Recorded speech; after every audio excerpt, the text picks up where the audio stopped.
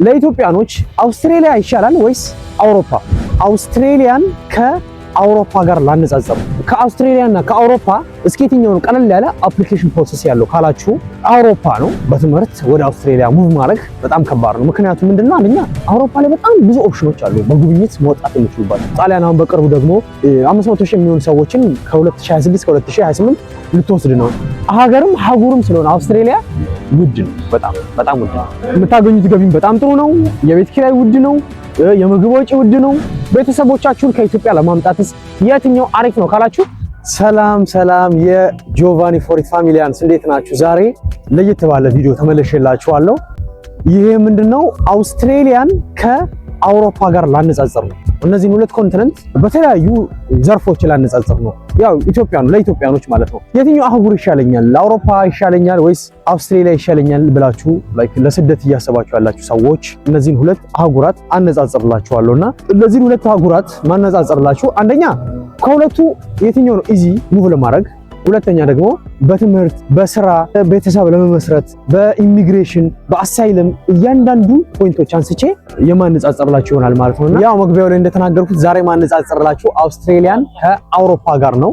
ያው አውስትራሊያና አውሮፓ ማለት በጣም ብዙ ኢትዮጵያኖች መሄድ የሚፈልጉበት አህጉራትና ሀገራት ሲሆኑ ሁለቱም አህጉራት በጣም ምርጥ የሚባሉ ለኢትዮጵያኖች በጣም ምቹ የሆኑ ለስራ ብትሉ ለትምህርት ብትሉ አሳይለም ብትሉ ፋሚሊ ለመመስረትም ብትሉ በጣም ሁለቱም አህጉራት አሪፍ የሚባሉ ናቸው። ግን እስኪ ቢነጻጸሩ ግን ማን ያሸንፋል የሚለውን አነጻጽሬ ማሳያችሁ ይሆናል ማለት ነው። ከተለያዩ ፖይንቶች አንፃር እኔም አውሮፓ ኖራለሁ፣ አውስትራሊያ ደግሞ እዛ ካሉ ወዳጆቼ የሰማሁትን ሲቀጥል ደግሞ እኔም ከመረጃ ካጣራሁት ከሰበሰብኩት መረጃ አንፃር በደንብ ማነጻጸርላችሁ ይሆናል። ይሄን ቪዲዮ እስከመጨረሻ ተከታተሉ ማለት ፈልጋለሁ። አንደኛ አውሮፓና አውስትራሊያን የማነጻጸርላችሁ በምንድነው አፕሊኬሽን ፕሮሰስ ነው። ከአውስትራሊያና ከአውሮፓ እስኪ የትኛው ነው ቀለል ያለ አፕሊኬሽን ፕሮሰስ ያለው ካላችሁ አውሮፓ ነው። ለምን ካላችሁኝ አሁን ለምሳሌ በትምህርት እንመልከት። በትምህርት ብንመለከት አውሮፓ ላይ በጣም ርካሽ የሆኑ ዩኒቨርሲቲዎች አሉ። አውሮፓ ላይ በጣም ብዙ ዩኒቨርሲቲዎች አሉ ፉል ስኮላርሺፕ የሚሰጡ። አሁን ለምሳሌ ጣሊያን ፉል ስኮላርሺፕ አለ፣ ስዊድን ፉል ስኮላርሺፕ አለ፣ ኖርዌይ ጀርመን ፉል ስኮላርሺፕ አለ። ዩኬም ያው ከዩሮፕ ጋር ስለምትጠቃለል ዩኬም ብትሉ ዩኬም ፉል ስኮላርሺፕ አለ። በጣም ብዙ ኦፕሽን አላችሁ ማለት ነው። ወደ አውሮፓ በትምህርት ልምጣ ካላችሁ ለክፍያ እንኳን ልማር ብትሉ በጣም አፎርደብል ናቸው። አሁን ማልታ አፎርደብል ነው፣ ኦስትሪያ አፎርደብል ነው እና ሌሎችም ሀገራት አሉ በጣም ፖላንድ አፎርደብል ነው። በጣም በትንሽ ገንዘብ ልትማሩ የምትችሉባቸው ሀገራት ማለት ነውና ይሄ ሲሆን አውስትራሊያ እስካላችሁ አውስትራሊያ ግን በጣም ከባድ ነው። በትምህርት ወደ አውስትራሊያ ሙቭ ማድረግ በጣም ከባድ ነው። ምክንያቱም ምንድነው አንደኛ ዩኒቨርሲቲዎቹ በጣም ክፍያቸው በጣም ውድ ነው። በቃ እንደነ አሜሪካ እንደነ ዩኬ ነው ማለት ፉል ስኮላርሺፕ ማግኘት ደግሞ በጣም ኮምፒቲቲቭ ነው። ምክንያቱም ዓለም ላይ ያሉ ሀገራት ነው የሚወዳደሩት። ስለዛም አፍሪካ ላይ ያሉ ሀገራት ነው የሚወዳደሩት። ስለዛ በጣም ኮምፒቲቲቭ የሆነ ፉል ስኮላርሺፕ ነው ያላቸው። በዚህም ምክንያት ፉል ስኮላርሺፕ ማግኘት ትንሽ አስቸጋሪ ነው ወደ አውስትራሊያ። ከፍዬ ልማር ካላችሁ ደግሞ ከፍተኛ በጀት ይጠይቅብናል ማለት ነው። ሶ ኢኮኖሚካሊ ደግሞ አቅም የሌላችሁ ሰዎች ወደ አውስትራሊያ ሄዶ መማር በጣም ከባድ ይሆንባችኋል ማለት ነው። ይሄ ሲሆን ሌላኛው ደግሞ ምንድነው ሙቭ ለማድረግ ሁለተኛው ሙቭ ለማድረግ ደግሞ በሌላኛው ሙቭ ማድረግ መንገዶች ስንመለከት ደግሞ የጉብኝት ቪዛ ብንል አውሮፓ ላይ በጣም ብዙ ኦፕሽኖች አሉ በጉብኝት መውጣት የሚችሉባቸው። አውሮፓ ላይ ኦልሞስት ሁሉም ሀገራት ላይክ በጉብኝት ቪዛ መውጣት ትችላላችሁ። ስፔሻሊ ፋይናንሻሊ ጥሩ ከሆናችሁ አቅም ካላችሁ ፋይናንሻል ዶክመንቶች ማሳየት ከቻላችሁ ወደ አውሮፓ ሙቭ ማድረግ ትችላላችሁ። ስፔሻሊ ጣሊያን፣ ፍራንስ፣ ጀርመኒ አሪፍ ነው። ዩኬ ሙቭ ማድረግ ትችላላችሁ በጉብኝት ቪዛ በጣም አሪፍ ሰክሰስ ሬት አለው። በዛ ላይ ቪዛ እንትኑ ራሱ የሁለት ወር ምናምን የሚጠቃለል በሁለት ወር ውስጥ ምናምን የሚያልቅ ፕሮሰስ ነው ያላችሁና በዛም ምክንያት ማን ይበልጣል? ስቲል አውሮፓ ከአውስትራሊያ ይሻላል። የአውስትራሊያ ጉብኝት ቪዛ ካላችሁ ግን አንደኛ በጣም ኢንቪቴሽን ሌተር ቢኖራችሁ ይመረጣል።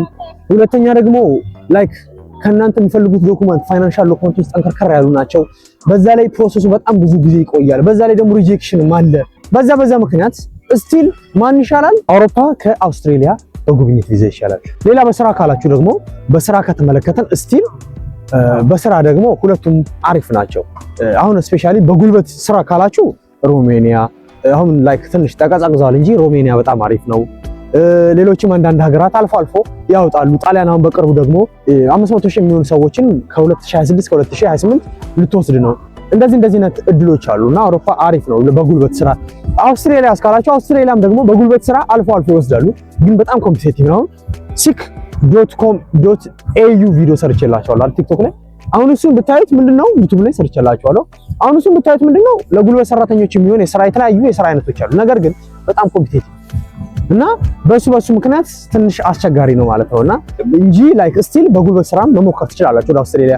ሌላኛው በትምህርትና ይሄ እውቀት ላላቸው ሰዎች የሚሆን የስራ አይነት ካላችሁ ደግሞ ወደ የት መሄድ ትችላላችሁ? ወደ ጀርመን መሄድ ትችላላችሁ። አሁን የጀርመን የቻንሰን ካርታ አለ።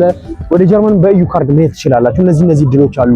ወደ አውሮፓም አሁን ጣሊያን ውስጥም ሌሎችም አውሮፓ ሀገራት ቀጣሪ ካገኛችሁ በምን በተማራችሁበት ዲግሪ ሊሆን ይችላል፣ ወርክ ኤክስፒሪየንስ ሊሆን ይችላል፣ ሙቭ ማድረግ ትችላላችሁ እና ይሄም አሪፍ ኦፖርቹኒቲ ነው እና ወደ አውስትራሊያ እስካላችሁ ወደ አውስትራሊያ ደግሞ ስኪልድ ማይግሬሽን ፕሮግራም የተባለ አለ። ዳማ የተባለ ፕሮግራም አለ። ላይክ ሰራተኞችን በተለያዩ በትምህርት ዘርፎች ሊሆን ይችላል፣ በኢንጂነሪንግ ዘርፎች፣ በአይቲ ዘርፍ፣ በሜዲሲን ዘርፍ ወርክ ኤክስፒሪየንስ ያላቸው ሰዎችን ሪኳየርመንቱ ጠንከር ቢልም ስቲል አውስትራሊያ ሙቭ ማድረግ ትችላል። ሰው በስራ ሙቭ ለማድረግ ሁለቱም አህጉራት አሪፍ ናቸው ማለት ትችላለህ ማለት ነውና ሁለተኛው ደግሞ በጆብ ኦፖርቹኒቲ ነው። በጆብ ኦፖርቹኒቲ እዛ ሄዳችሁ ለምሳሌ ተምራችሁ ሊሆን ይችላል፣ ላይክ በአሳይለም ሄዳችሁ ሊሆን ይችላል። ጆብ ኦፖርቹኒቲ ከተመለከተን ስራ ሁለቱም አህጉራት ላይ አለ። አሁን አውሮፓ ላይክ ከምስራቁ ከደሃው ከሚባል የአውሮፓ ክፍል ወደ ላይክ ዌስተርን ወደ ሀብታም ወደሚባሉት አውሮፓ ክፍል ብትሄዱ በጣም የስራ እድል በደንብ አለ። ላይክ ክፍያቸውም በጣም አሪፍ ነው። ግን ስቲል ይሄ ምስራቅ አውሮፓ የሚባለው የአውሮፓ ክፍል ይሄ ደሃው የሚባለው የአውሮፓ ክፍል ክፍያው ዝቅተኛ ነው። ኢቭን ላይክ ከ1000 በታች ነው እና በዛ ምክንያት እዛ ለመኖር ይበቃችኋል። ግን ያው ሴቭ አርጋችሁ ምናምን ላይክ ወደፊትን ቢልድ ለማድረግ ትንሽ አስቸጋሪ ነውና ይሄ ሲሆን ግን ወደ ዌስተርን ከሄዳችሁ ግን ጀርመን፣ ፈረንሳይ፣ ጣሊያን እና ሌሎችም ዩኬ ምናምን ከሄዳችሁ ግን ክፍያው ስቲል አሪፍ ነው እና ይሄ ሲሆን ላይክ ወደ አውስትራሊያ ከሄዳችሁ ነው አውስትራሊያ በጣም ክፍያው በጣም ምርጥ ነው። ብዙ የስራ እድሎች አሉ።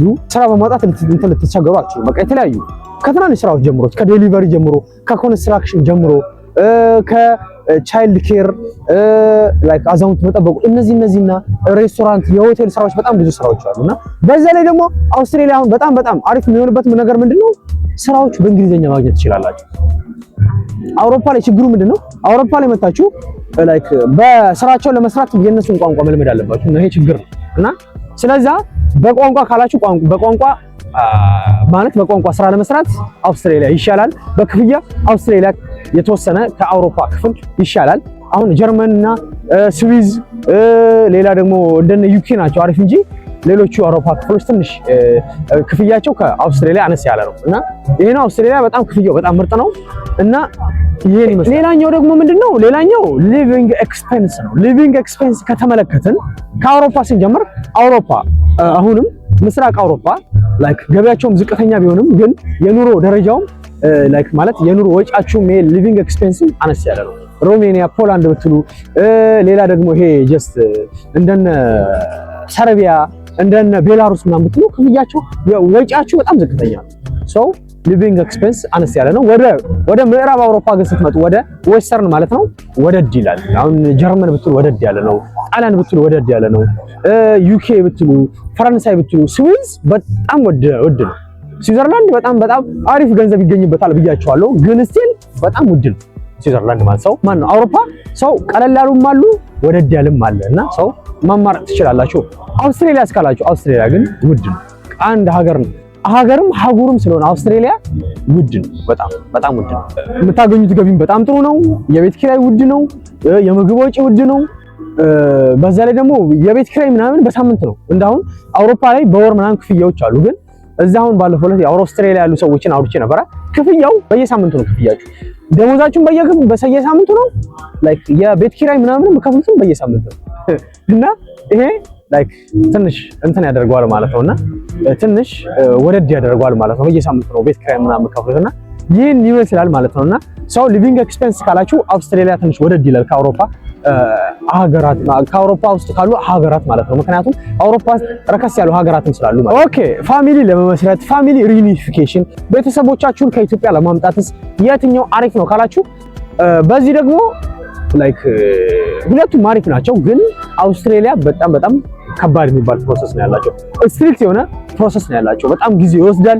በዛ ላይ ደግሞ ላይክ በቀላሉ ማይሳካላችሁ ጊዜ ይወስዳልም እና በጣም ብዙ ጊዜ ይወስዳል። ብዙ አመታት ይወስዳል። ቤተሰቦቻችሁን ከኢትዮጵያ ወደ አውስትራሊያ ለማምጣት በጣም ብዙ አመታት ይወስዳል። በጣም ብዙ የወረቀት ስራዎች ይወስድባችኋል። ሰው ትንሽ ሪስትሪክት ነው የአውስትራሊያ ፋሚሊ ሪዩኒፊኬሽን ፕሮሰስ። ወደ አውሮፓ ስትመጡ ግን አንድ የራሳችሁን እንትን ከጨረሳችሁ ራሳችሁን በኢኮኖሚ ጥሩ ካደረጋችሁ ወደ አውሮፓ ቤተሰቦቻችሁ ማምጣት ብዙ አይከብዳችሁ። ማለት ፋይናንሻሊ ጥሩ ከሆናችሁ ቋንቋ የምትችሉ ከሆነ እናንተም ኦልሬዲ እናንተ ወረቀት ካገኛችሁ ስራ ካላችሁ ቤተሰቦቻችሁን ወደ አውሮፓ ማምጣት ብዙ ከባድ አይደለም።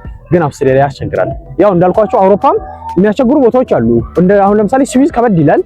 ግን ጀርመን ምናምን አሪፍ ነው። ጣሊያን ምናምን አሪፍ ነው። ሌሎች አውሮፓ ሀገሮች ዩኬ አሪፍ ነው። በዛ ምክንያት አውሮፓ ላይ ብዙ ኦፕሽን አላችሁ ነው በቃ። ግን አውስትራሊያ ላይ ላይክ ትንሽ ከበድ ይላል። ምክንያቱም አውስትራሊያ ሀገርም አህጉርም ስለሆነች። ሌላ ደግሞ ምንድነው በጣም ወሳኙ ነገር ምንድነው በአሳይለምና ኢሚግሬሽን ነው። በአሳይለምና ኢሚግሬሽን ስንመለከት ያው በዚህ ሰዓት አሳይለምና ኢሚግሬሽን በጣም አስቸጋሪ የሚባልበት ወቅት ነው። ግን ስቲል አሪፍ የሚባሉ ሀገራት አሉ። ማለት ጥሩ ኬዝ ካላችሁ ጥሩ የሚያሳምን ኬዝ ካላችሁ አሪፍ የሚባሉ ሀገራት አሉ። ጀነራሊ ማን ይበልጣል ካላችሁ እውነት ለመናገር አውሮፓ አሁንም ከአውስትራሊያ በጣም ይሻላል ማለት ነው። እና ለምን ካላችሁ ምክንያቱም ላይክ አውሮፓ ሀገራት EU ሎ አለ፣ የአውሮፓ ህብረት ህግ አለ። በዛም ምክንያት ይሄ ህግ በጣም ያስገድዳቸዋል፣ ስደተኞችን እንዲቀበሉ ያስገድዳቸዋል። ስደተኞችን ላይክ ትሪት እንዲያደርጉበት ጥሩ ሁኔታ ትሪት እንዲያደርጉ ያስገድዳቸዋል። አልቀበሉም እንኳን ቢሉ ይሄ ህግ ጫና ያሳድርባቸዋል። ስለዚህ በዚህ ምክንያት አውሮፓ ላይ አሳይለም መጠየቅ ላይክ አንጻራዊ አሪፍ ነው። አሁን በዚህ ሰዓት ግን እውነት ለመናገር በዚህ ሰዓት አይመከርም። ግን ጥሩ ኬዝ ያላችሁ ሰዎች ካላችሁ እስቲል መሞከር ትችላላችሁ፣ መብታችሁ ስለሆነ ማለት ነውና ይህን ይመስላል አውሮፓ ላይ። በዛ ላይ ላይክ ወረቀት ምናምን የማግኘት እንትናችሁ በጣም አሁን ለምሳሌ ዩኬ ውስጥ በጣም ያሉ ዩኬ ውስጥ ያሉ ሰዎች ነግረውኛል። በአንድ ቀን በሁለት ቀን ኢቭን ኢንተርቪው ተደርጎ ራሱ እዛው የሚያገኙ ሰዎች አሉ። በሁለት ወር ኮንግራት ባላቸው አውሮፓ ላይ። አውስትራሊያ ግን በጣም አስቸጋሪ ነው። ስፔሻሊ በዚህ ጊዜ በጣም ስደተኛ ጠል ላይክ ማለት ስደተኛ ስለበዛባቸው ላይክ እንትን እያደረጉ ነው። ይሄ ምንድነው ሰላማዊ ሰልፍ እየወጡ ስደተኛን አታምጡብን እያሉ በጣም እንትን እያደረጉ የተቃወሙ ነው። በዚህ ምክንያት ጊዜ ይወስዳል። እንትን ላይ ምንድነው አውስትራሊያ ላይ አሳይለም አክሰፕት ለመደረግ በጣም ጊዜ ይወስዳል። በዛ ላይ እንትኑም ምንድነው ሎዋቸውም በጣም ስትሪክት ስለሆነ ያላቸው በአሳይለምና ኢሚግሬሽን ላይ ማለት ነው። በዚህ ምክንያት ነው። ነገር ግን ወረቀት ለማግኘት የትኛው ቀለል ይላል ካላችሁ በአሳይለም ከተመለከትን አውሮፓ ከአውስትራሊያ ይሻላል። ነገር ግን በትምህርት ሄዳችሁ ለምሳሌ በናቹራላይዜሽን ፕሮሰስ ግን እውነት ለመናገር አውስትራሊያ የተወሰነ ይሻላል። ምክንያቱም ናቹራላይዜሽን ፕሮሰስ አውሮፓ ላይ ትንሽ አስቸጋሪ ነው። አሁን ጣሊያን ላይ ካላችሁ 10 ዓመትና ከዛ በላይ ይወስዳል። ስዊዝ ካላችሁ በጣም ብዙ ዓመታት ነው የሚወስዱት፣ ከ10 እና ከዛ በላይ። ኔዘርላንድን ብትሉ ብዙ ዓመታት ይወስዳሉ። ጀርመን ካላችሁ ከ5 እና ከዛ በላይ ዓመታት ይፈልጋሉ። ምን ፐርማነንት ሬዚደንሲ ለማግኘት ላይክ ለሱ ደግሞ አሪፍ ስራ ሊኖራችሁ ይገባል ምናምንና አውስትራሊያ ላይ ግን ግራጁዌት አድርጋችሁ የአውስትራሊያን ፓስፖርት ለማግኘት የአውስትራሊያን ፐርማነንት ሬዚደንሲ ለማግኘት በጣም አሪፍ የሆነ ፕሮሰስ አላቸው። ምክንያቱም ለተማረ ሰዎች ኦፕን ስለሆኑ ማለት ነው። እና አውስትራሊያን ከአውሮፓ ጋር ሊነጻጸሩ የሚችሉበትን ፖይንቶች አንስቼ በደንብ አነጻጽሬላችኋለሁ። የቱ ይሻላል የሚለው ማለት ነውና ሁለቱም አሪፍ ናቸው። ስፔሻሊ መውጫ እድሎችን ካገኛችሁ እነዚህ ሁለቱም አህጉራት በጣም ምርጥ የሚባሉ ናቸው። በቀጣይ በምን አይነት ቪዲዮ ልምጣላችሁ ልሰራላችሁ ፈልጉት ቪዲዮ ካለ ኮሜንት ሴክሽን ላይ አሳውቁኝ ፋሚሊያንስ። በቀጣይ ቪዲዮ እስክንገናኝ ድረስ ወዳችኋለሁ፣ አከብራችኋለሁ።